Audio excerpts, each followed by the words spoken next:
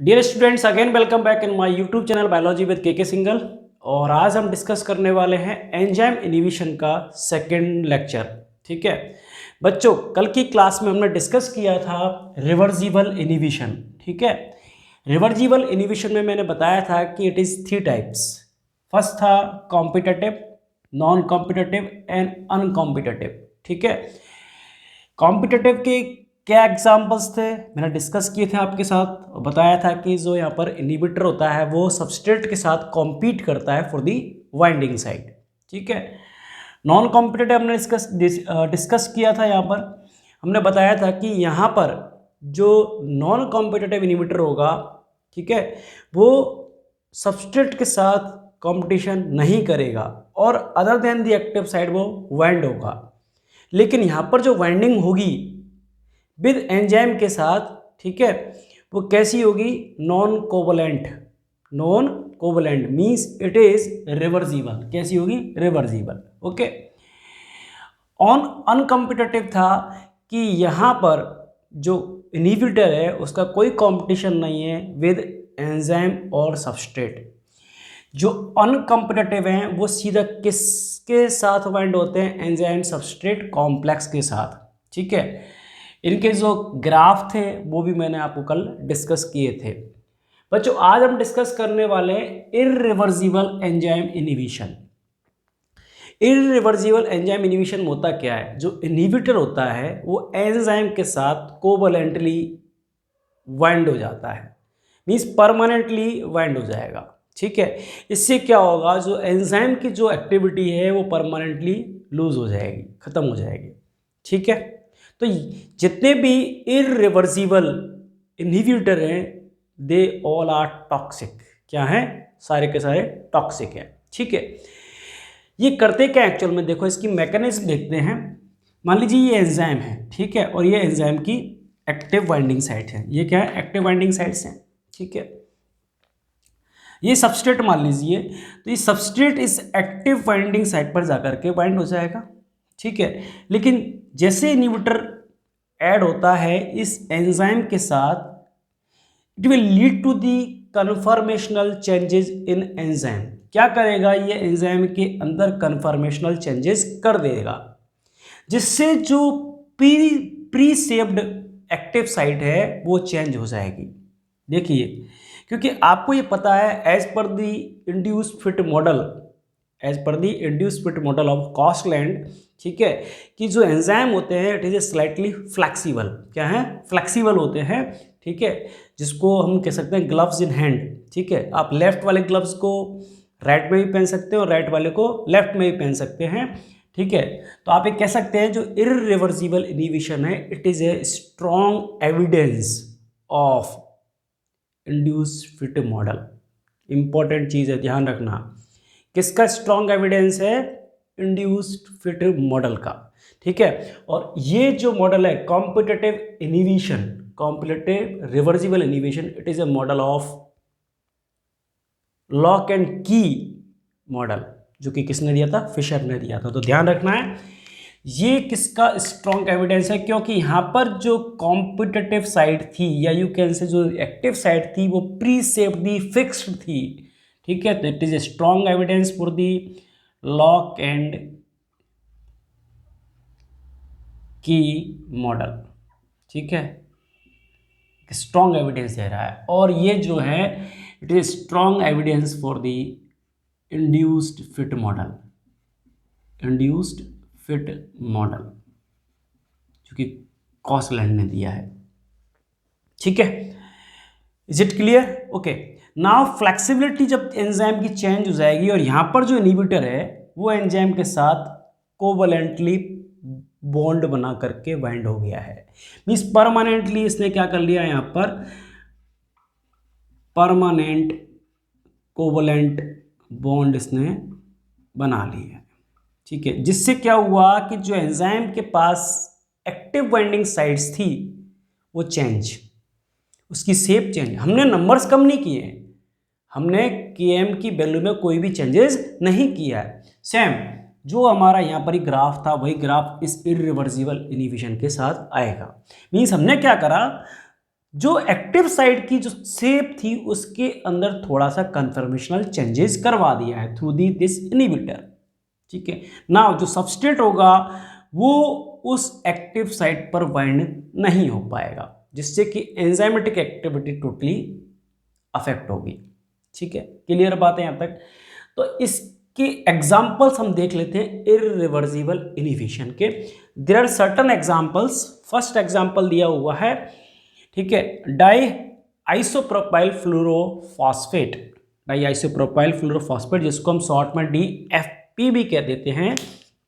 ठीक है, इस DFP को, डाई आइसोप्रोपाइल फ्लोरोफॉस्फेट को जर्मन्स जो थे इन्होंने इसको सेकेंड वर्ल्ड वार के अंदर यूज किया था।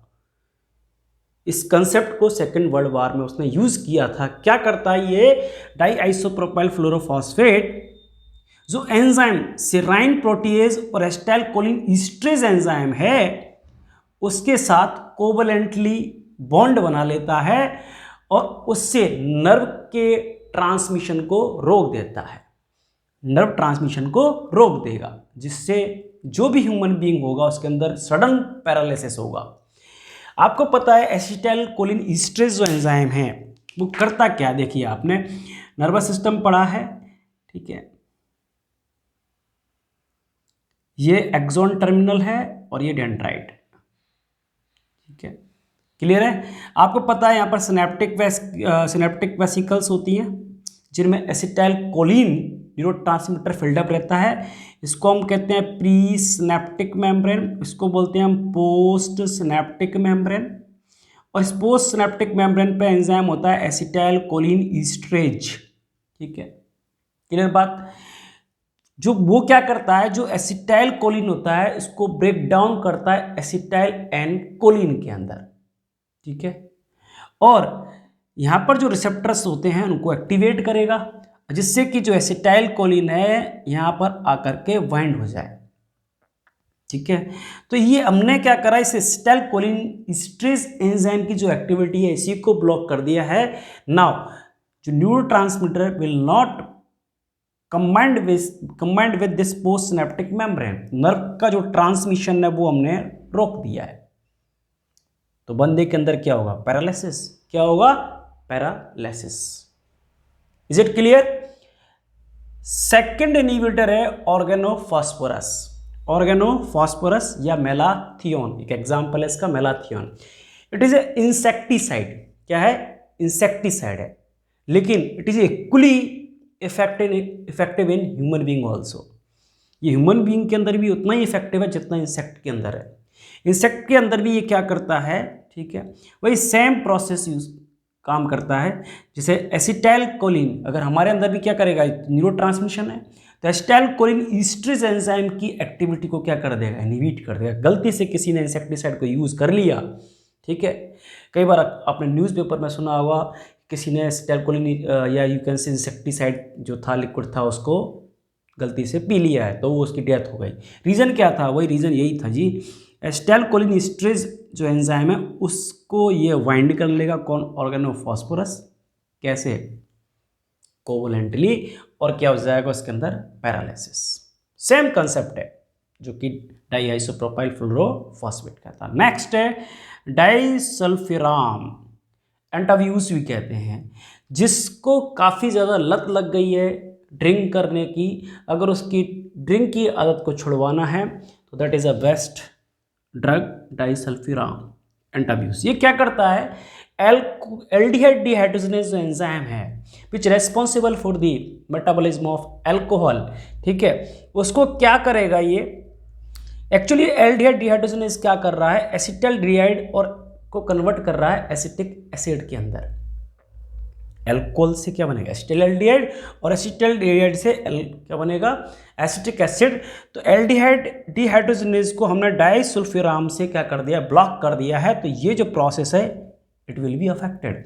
मीन्स क्या होगा, एसिटाल्डिहाइड का एक्युमुलेशन इन द बॉडी, जिससे क्या होगा कि काफ़ी ज़्यादा जो अडक्टिव जो जिसके अंदर एक तरीके से आप कह सकते हैं हैबिट बन चुकी है ड्रिंक करने की, ठीक है, उसके अंदर जब हम इस ड्रग को यूज़ करते हैं तो काफ़ी मूड स्विंग या यू कैन से काफ़ी सारे एक नेगेटिव साइन देखने को मिलते हैं, ठीक है।